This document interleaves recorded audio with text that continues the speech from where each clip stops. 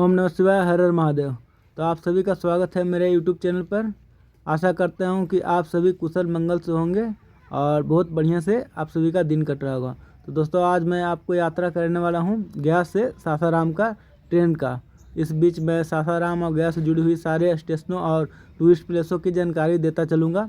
तो आप सभी जो भी नए मेरे चैनल पर आए हैं, प्लीज़ मेरे चैनल को सब्सक्राइब कर लें और बेल आइकन का बटन दबा लें ताकि आपको नया वीडियो मिलते जाए। क्योंकि ऐसा करने से आपका 1 रुपया भी खर्चा नहीं होता। लेकिन हाँ, हम सभी यूट्यूबरों को आपसे बहुत ही सहयोग मिलती है, क्योंकि ऐसा करने से हम लोग का जो आगे का रिलेशन आगे बिल्डअप होगा। तो प्लीज़ दोस्तों, मेरे चैनल को सपोर्ट करें और इसे आगे बढ़ाएं। तो देखिए, कुछ गया का ये दृश्य है जहाँ मैं रहता हूँ। सुबह के 9:30 बज चुके हैं और मैं अपनी यात्रा के लिए बाइक से स्टेशन की ओर जा रहा हूँ। एक कटारी हिल का एरिया पड़ता है, आगे में ही कटारी चौक है। उसके बाद हम लोग अनुग्रह नारायण कॉलेज होते हुए आगे में निकलेंगे।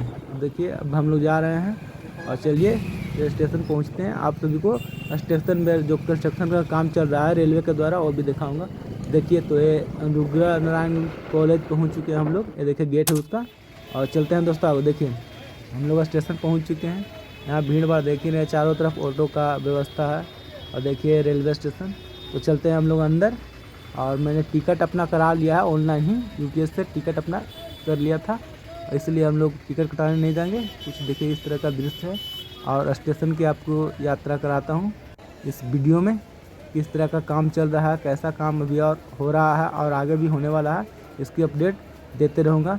तो आप सभी किस ज़िले से हैं, किस स्टेट से हैं, प्लीज़ मुझे कमेंट करके ज़रूर बताइएगा दोस्तों।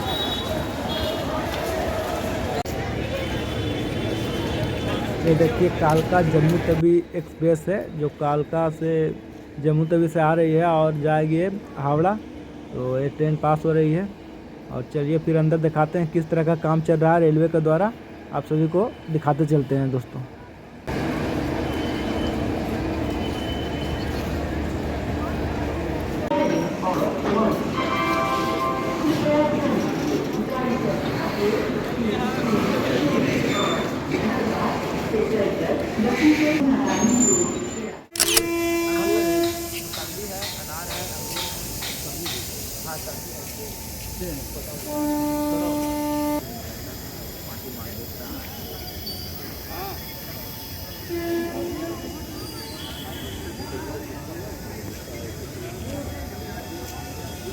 तो देखिए हमारा राष्ट्रीय ध्वज किस तरह से स्टेशन पर लहरा रहा है।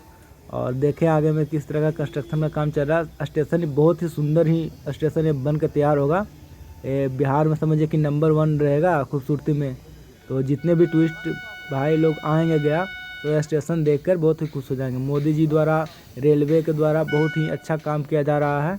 और अभी देख ही रहे होंगे कि पहले बिहार के रेलवे स्टेशन पर कितनी सारी गंदगी रहती थी, लेकिन अब कम से कम मोदी सरकार के आने से गंदगी सारे हट चुके हैं। सारे स्टेशन साफ़ रहते हैं दोस्तों। तो आपके स्टेशन में किस तरह की व्यवस्था है, कमेंट करके ज़रूर बताइएगा मेरे चैनल पर। अब ट्रेन हमारी आ चुकी है, धनबाद डेयरी इंटरसिटी एक्सप्रेस। इसी ट्रेन से मैं आज यात्रा करने वाला हूँ लोकल से। तो चलिए इस यात्रा का मज़ा उठाइए मेरे साथ। ठीक है दोस्तों, आगे बढ़ते हैं हम लोग।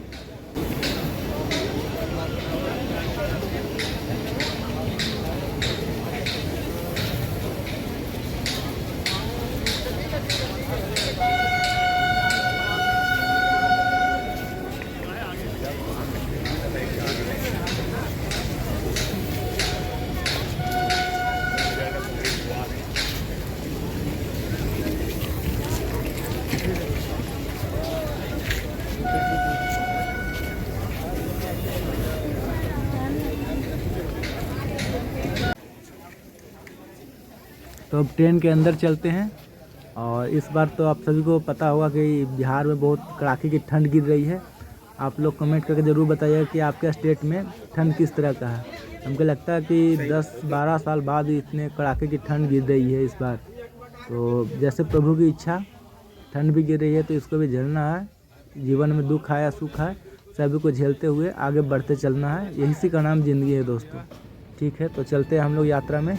अब हमारी ट्रेन खुल चुकी है और अगला स्टेशन जो आएगा उसे मैं दिखाऊंगा और बताऊंगा कौन सा स्टेशन है। जो भी यात्रा करने के लिए भारत से आना चाहते हैं गया में, तो उन्हें घूमने के लिए बहुत सारे टूरिस्ट प्लेस मिल जाएंगे। जैसे में तो फेमस है बोध गया, उसके बाद विष्णुपद, इसके बाद भी प्रेतशिला, रामशिला, मंगला गौरी, बहुत सारे ऐसे टूरिस्ट प्लेस है जहाँ पर नहीं जाते हैं, तो वो भी घूमने लायक जगह है, वहाँ भी आप लोग घूम सकते हैं। और इसके बाद अगर सासाराम की बात करें तो पता ही है आप सभी को है कि सासाराम का शेरशाह सूरी का तालाब हो गया, फिर माधर कुंड हो गया, ताराचंडी मंदिर हो गया, हसन खां सूरी का मकबरा हो गया, फिर रोहतासगढ़ किला हो गया, धुआं कुंड हो गया, इसी तरह बहुत सारे हैं। फिर वहाँ पर डैम भी है जो इंद्रपुरी डैम है, उस डैम की भी आप लोग यात्रा कर सकते हैं और सोन नदी का भी आप मज़ा ले सकते हैं वहाँ पर। तो चलते हैं, बढ़ते हैं आगे यात्रा पर, और मेरे साथ बने रहिए और एंजॉय कीजिए इस यात्रा को।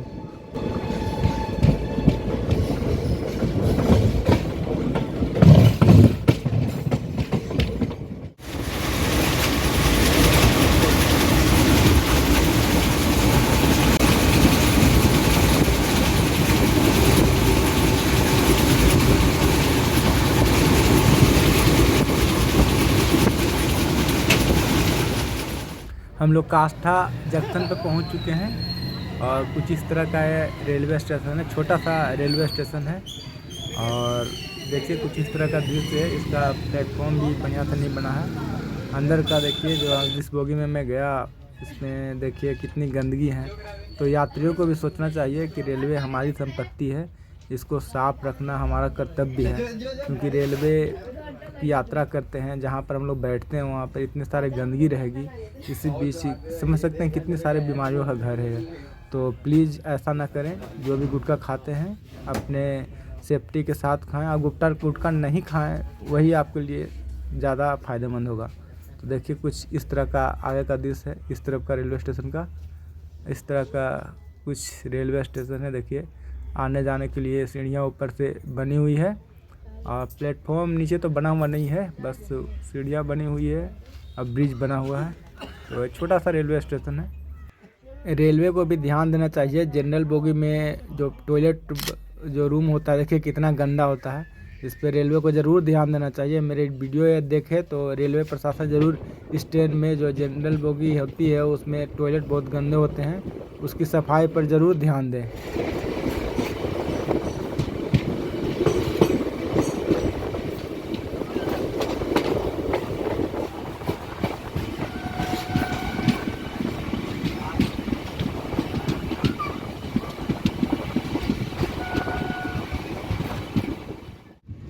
तो यात्रा में हम लोग अब तरैया जंक्शन पहुंच चुके हैं और ये इस तरह का रेलवे स्टेशन है। और यहाँ से बहुत सारे यात्री लोग जो लेबर होते हैं वो काम करने के लिए गया जंक्शन पर उतरते हैं। और पता ही होगा कि जो डेली काम करते हैं और डेली खाते हैं उनके लिए रेलवे कितनी बड़ी उपलब्धि है कि उनका भाड़ा बचता है। वो न जानते हैं कि ट्रांसपोर्ट में आज कितना सारा भाड़ा खर्च हो जाता है, तो रेलवे के ज़रिए वो जाते हैं वहाँ पर काम करते हैं कम भाड़े पे। तो रेलवे एक बहुत ही बड़ा माध्यम है गरीबों के लिए कि यहाँ से वहाँ यात्रा करते हैं और बहुत ही कम भाड़े में। तो रेलवे हम लोग को बहुत ही कम भाड़ा वसूल करती है और हम लोग आसानी से यात्रा करते हैं। तो देखिए कुछ इस तरह का तरैया जंक्शन है। अब हमारी ट्रेन खुल चुकी है, आगे अगले स्टेशन पर चलते हैं। तो चलते हैं दोस्तों, अब आगे बढ़ते हैं।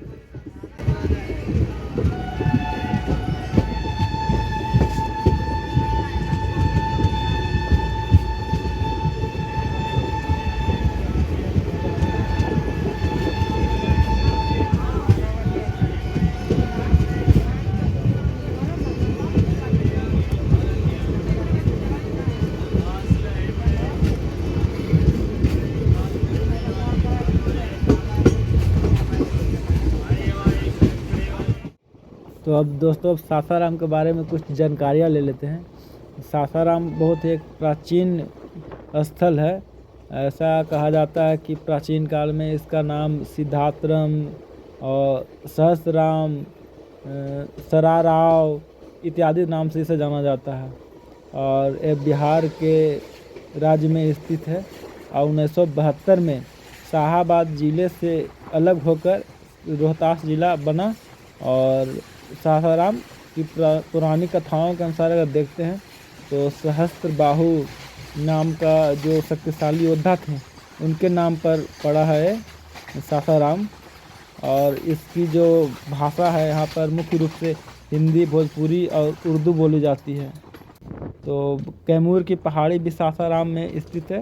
अगर जो भी यात्री सासाराम आते हैं तो कैमूर की पहाड़ी का भी आप लोग लुत्फ़ उठा सकते हैं।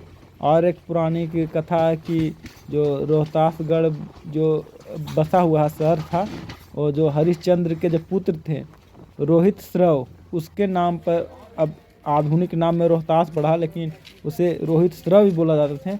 जो पुरानी कथा में आता है ना, जो इनका पुत्र मर गया था फिर से उन्हें विश्वामित्र द्वारा जीवित किया गया था, उनके नाम पर पड़ा था। लेकिन आज आधुनिक नाम रोहतास पड़ गया है, लेकिन प्राचीन में इसका नाम था रोहित श्रव।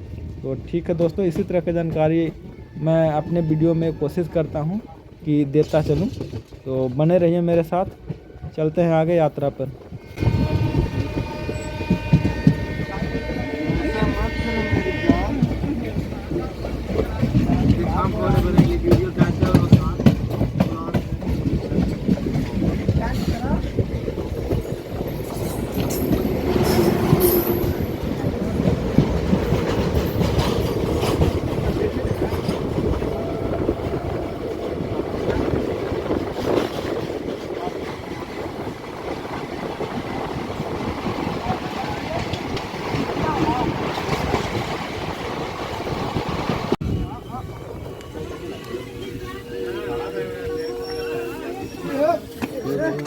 उतारिए।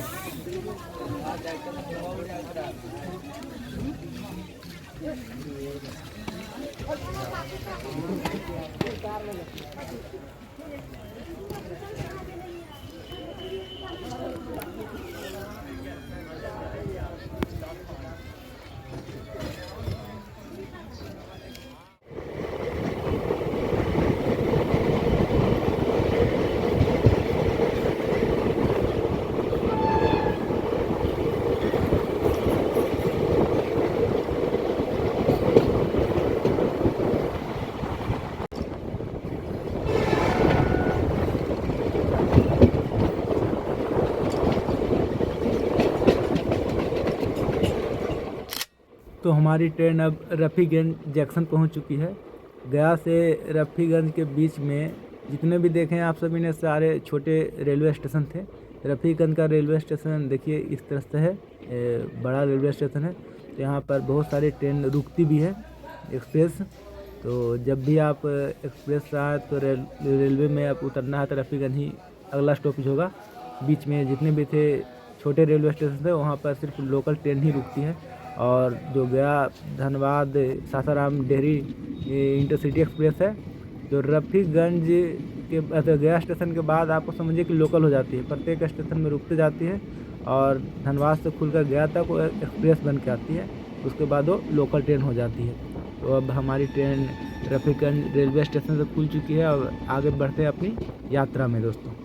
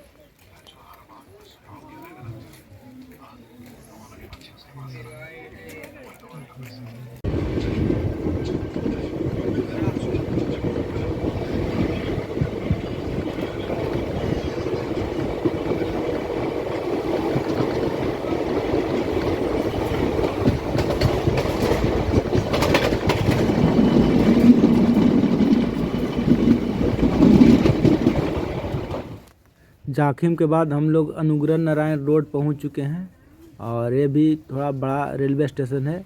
जो भी औरंगाबाद जाना चाहते हैं बाय ट्रेन तो इसी रेलवे स्टेशन पे उतरकर आप लोग को बाय रोड फिर जाना पड़ेगा, टैक्सी बस धर कर आपको औरंगाबाद, क्योंकि औरंगाबाद जाने के लिए डायरेक्ट ट्रेन नहीं है, उस ज़िले में डायरेक्ट ट्रेन नहीं जाती है, आपको यहीं पे उतरना पड़ेगा। उसके बाद आपको बस या फिर टैक्सी करके आपको जाना पड़ेगा औरंगाबाद। तो जो भी औरंगाबाद जाने वाले कोई भी वैसा व्यक्ति हो, तो अगर वीडियो देखते हैं तो आप समझ सकते हैं कि अनुग्रह नारायण रोड पर ही आपको उतरना पड़ेगा और सारे ट्रेन यहाँ पर नहीं रुकती है, ये भी आपको जानकारी रखना ज़रूरी है। ये सारे एक्सप्रेस मेल ट्रेन यहाँ पर नहीं रुकती है, तो आप अपने ट्रेन की जानकारी ले लें कि कौन सा ट्रेन रुकती है इस स्टेशन पर, उसके बाद ही अपनी यात्रा को आगे बढ़ाएं। ठीक है दोस्तों, अब बढ़ते हैं हम लोग यात्रा में आगे।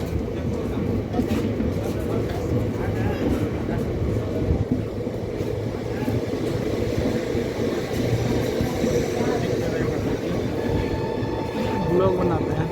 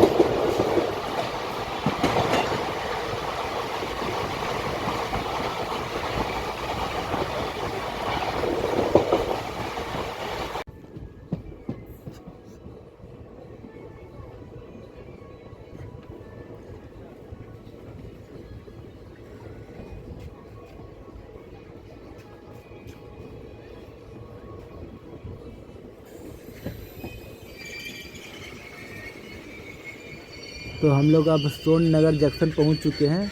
इसके बाद हम लोग सोन नदी को पार करेंगे और नदी हम लोग कवर करते चलेंगे, और जो प्राचीन पुल था, मतलब पुराना पुल था, उसको भी हम लोग दिखाएंगे कि इसमें किस तरह का पहले पुल था रेलवे का, उसके बाद नया पुल बना है। तो देखिए कुछ इस तरह का रेलवे स्टेशन है। अब हमारी ट्रेन खुल चुकी है, तो चलते हैं, अब सोन नदी को हम लोग कवर करेंगे। ठीक है दोस्तों, मेरे साथ बने रहिए आप लोग।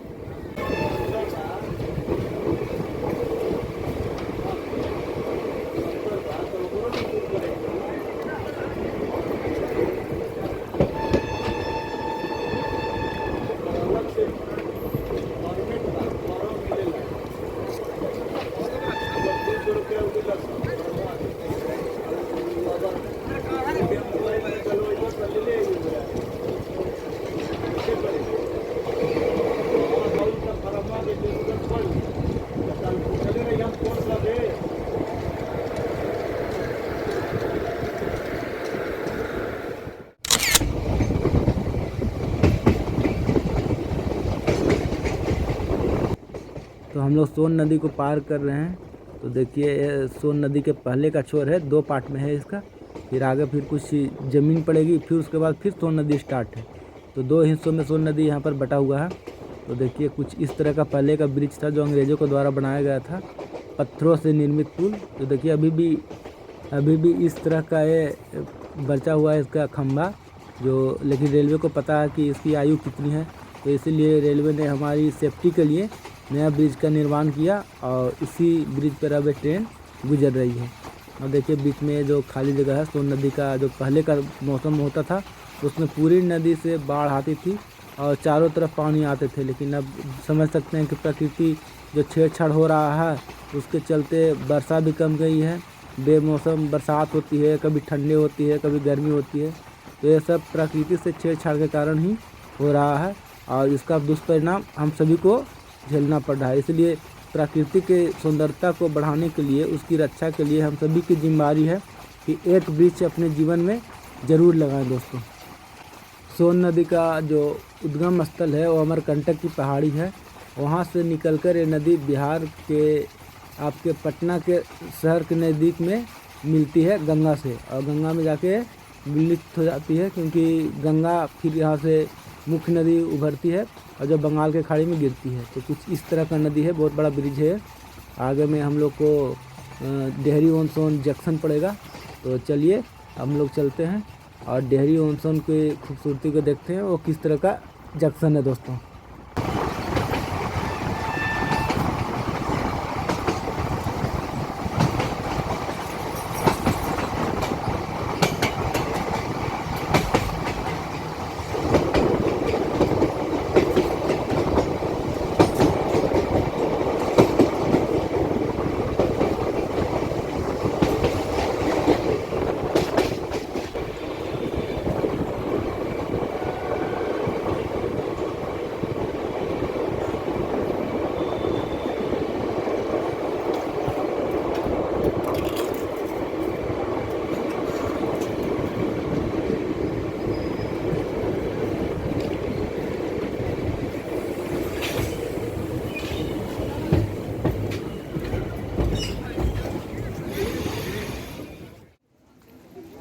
तो हम लोग यात्रा के पड़ाव में अब डेहरी ऑन सोन जंक्शन पहुंच चुके हैं और इस तरह का कुछ स्टेशन है बाहर का। देखिए सुंदर है, सफाई है चारों तरफ रेलवे स्टेशन पर, क्योंकि जब से मोदी सरकार आई है तो सारे रेलवे स्टेशन चकाचक हैं कि आप स्टेट के किसी स्टेट के चल जाइए रेलवे स्टेशन पर, आपको साफ़ सफाई की व्यवस्था ज़रूर मिलेगी। और ऐसा ही होना चाहिए, बस काम करने की निष्ठा होना चाहिए दोस्तों। सारे काम संभव हैं और यात्रियों को भी, हम जो भारत के वासी हैं उनको भी कर्तव्य है कि स्वच्छता पर ध्यान ज़रूरी है। तो बढ़ते हैं आगे अब यात्रा में, मेरे साथ बने रहिए दोस्तों।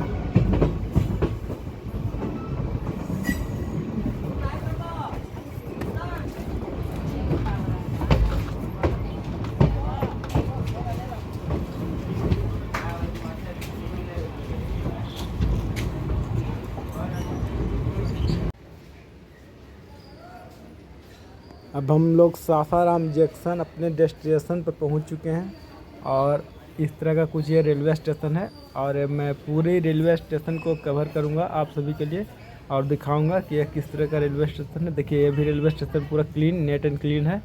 तो चलते हैं और आपको दिखाता हूँ कि यह किस तरह का जंक्शन है हम लोग के दोस्तों। तो मेरे साथ बने रहिए। आप प्लीज़ जो भी नए हैं मेरे चैनल को सब्सक्राइब करें, लाइक करें, कमेंट करें और बेल आइकन ज़रूर दबाएं क्योंकि आपके सपोर्ट की बहुत ज़रूरत है मुझे।